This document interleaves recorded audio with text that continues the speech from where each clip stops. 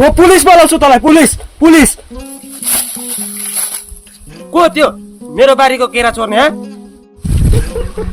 लाहो मोडा त रुखको पछाडि रोकिराखेछ त।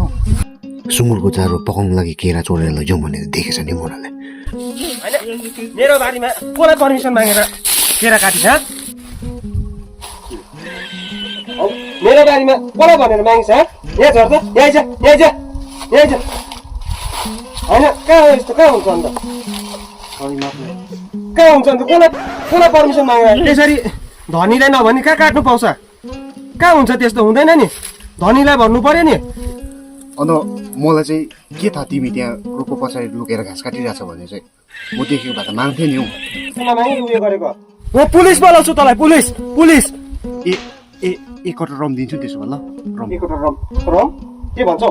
एक कटर रम दिन्छु नि अन्त नभन्नु नि पुलिसलाई। ए रम भन्छ अन्त हुन्छ नि, अन्त लैजाउँ अन्त अघि नभनी लाँदा पनि हुन्छ त अन्त। एक कटर रम भन्दा माने भने त आधी बोतल भन्दा त यसले त घरमै पुऱ्याइदिने रहेछ। त्यसो भए आधी बोतल ट्र्याक्स रम दिन्छु नि।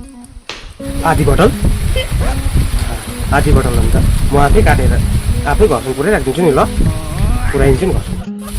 फेरि आधी बोतल हुन्छ कि आफै काटेर आफै पुऱ्याइदिन्छु। तपाईँ ढुक्कै पाराले बस्दा हुन्छ ल। मजा आयो। तपाईँले के टेन्सन मान्नु पर्दैन, म घरसम्म पुऱ्याइदिइहाल्छु। तर आधी बोतल रम चाहिँ चाहियो।